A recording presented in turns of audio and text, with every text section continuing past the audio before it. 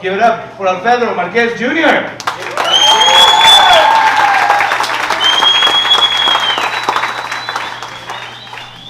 Hey, how's everybody doing up here? Y'all feeling good? Y'all looking good? That's good to be here. Let's give it a round of host for your host, Jib Saab, one more time. He's such a good guy.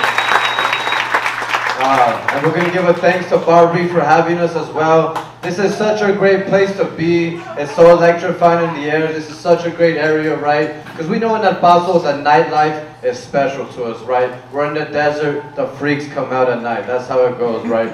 And it feels good being in this area. Comic Strip is more than a bar, but with all these bars, it's a great connection, right? There's always electricity in the air, and it feels good.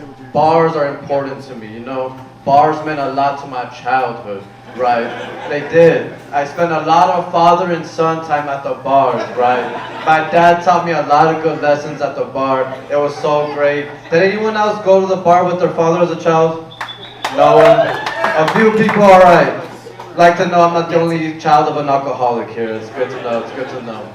No, but it's always good. And it feels good to be here as well with y'all because we're just coming out of the pandemic, right? We're just getting comfortable, and I love that, right? Guys, it's not over though. Still practice those same things we've been doing, right? As Catholics, we always use holy water, and every time we enter a room, I feel like I've been doing the same with Germix now.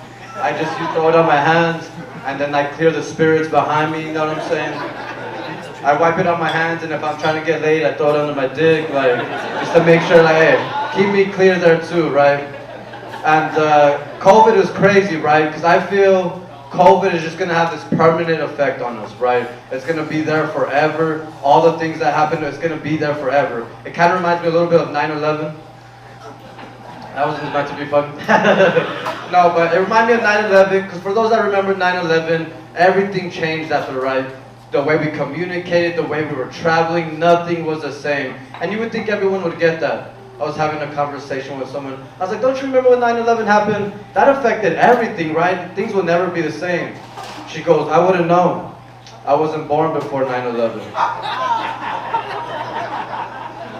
I said, damn, I gotta stop talking politics with strippers, you know what I'm saying? That's not what the VIP room is for, you know? I thought Cherry and I could converse.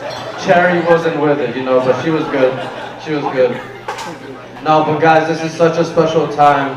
This is such a special time because not only is spooky season coming up, this is the time where I look back at my life and I'm a summer baby, right?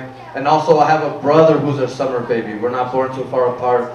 And I started thinking, oh shit, that means our parents had sex at the same time to have us as well. So I counted 9 months back. It took me a while to count backwards to 9, but I got there, all right, I got there. And from June, I got to October, and I thought, ah, that makes sense, right? No wonder that would make my parents horny. Because they worship the devil, you know what I'm saying? They worship the devil. All together, can I get a Hail Satan? Hail Satan, indeed, man. And it's a very special month for me, you know? Ma'am, what's your birthday month? What made your parents horny? December, so let's count 9 months back. February, so you're a Valentine's baby? Something like that, right? I have a feeling your mom just looked at your dad and was like, I'm gonna fuck the first guy I see eating chocolate. You just have a stuffed face saying, huh? And she's like, that motherfucker right there. How about you, sir? What's your birthday month? What, May? Let's count 9 months back. September. Oh, 9/11, baby. Is that what it was? Oh, man. Oh, man.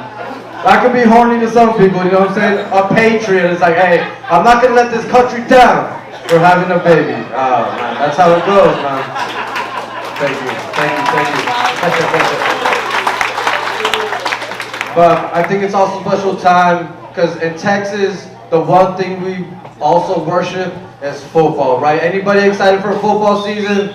I love it, man. I love football season being back. And what I always find funny about football season coming around is I forget I have a family. Like it just owns my mind, right? I want to know what everything, every team, every score, every player, I want to know what's going on. So you got to kind of keep your family and your girlfriend up with the sports, right? You got to bring them into it, right? And it's kind of funny when you try to convince a girl sports could be a good time, right? Like, ladies, do you feel sports could be a romantic date? Do you feel it could be, you could be honest, do you feel it could be a good time?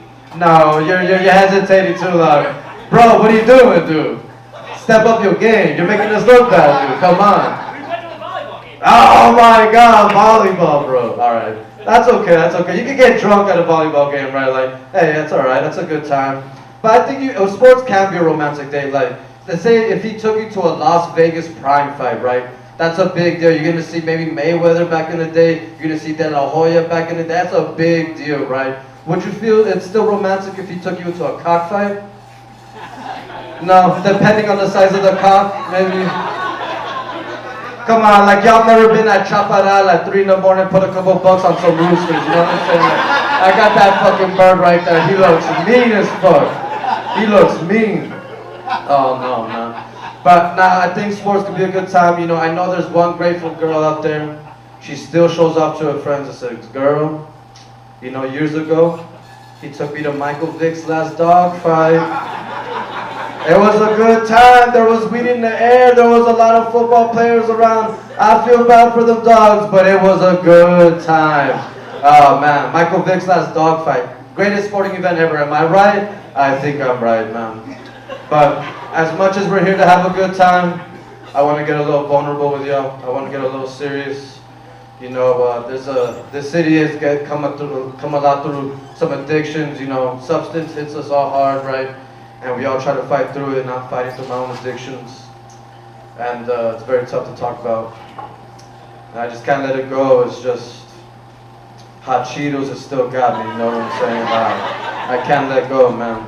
Hot Cheetos has had me since I was a child, and I just can't let go. They gave you regular Hot Cheetos, I could handle that. They gave you limon, I said I'll take that challenge. They gave us extra flaming hot, they said jump, I said how high, you know what I'm saying? Bring that shit on. But guys, I went through some dark turns and some dark places while eating Hot Cheetos, but I think I found a way. There's a Ivy League professor out there. He said he's got heroin under control.